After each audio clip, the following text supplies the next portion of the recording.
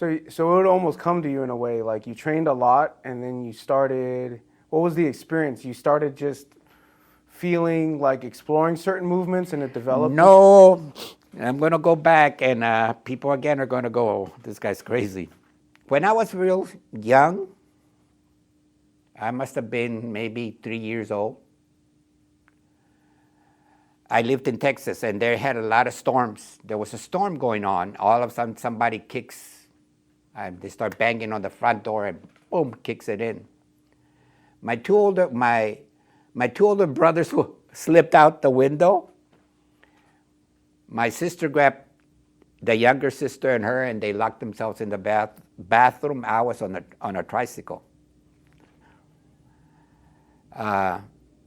Two people came in. They were angry. They were looking for my older brother. I guess my older brother had gotten into some mischief, and these were some of the neighbors, right? But they were in their 20s.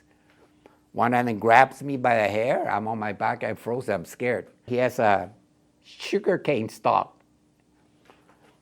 Boom, boom, right? And I remember going whoop, boop, boop, boop, boop, boop, like I'm falling down forever. I swear I was falling down, and I could feel it, and I could see the light flash. All of a sudden, I'm gliding over the sky, and I could see the dogs barking, and I could see little huts and little lights. And I land. I start running.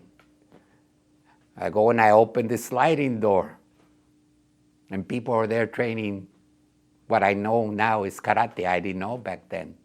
I didn't know what it was. Now I know it was karate. And they were upset because this was a young man, maybe 12. Go home, don't you know your parents are going to worry? I understood the language. It wasn't English. They were punishing him, so they put him to wash the floor. And he's out there. He says, grabs the floor, and I remember the movements. And he's like really low on the ground, and he's mopping the floor in circles, and he's just this animal, he's just like, and they go, come train. And then all of a sudden, I'm at the doctor's office, and they're pulling these little things out of my head. I guess I went into a coma or something. I don't know what it was. My aunts and my uncles and my sister's could, I don't remember, said that after I came back from that, I would be out there doing all kinds of movement. They didn't know what it was. It was back in the 56 in Texas.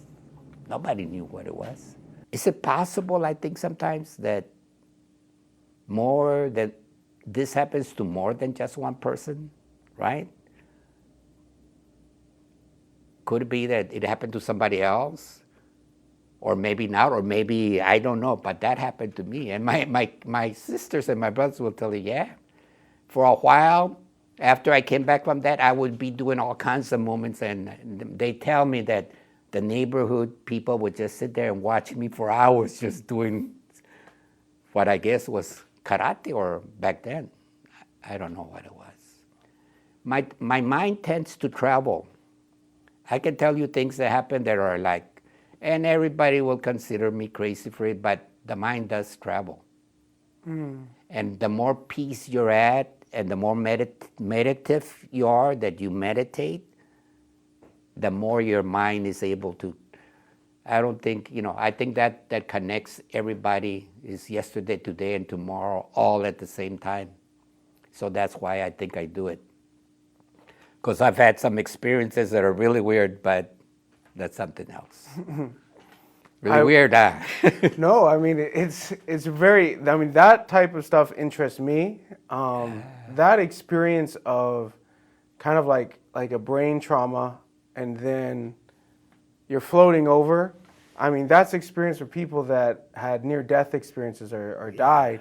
There's those reports, they saw themselves looking down. Yeah, I could hear the dogs bark, looking at me, and I must have been gliding or something. Oh, I don't know.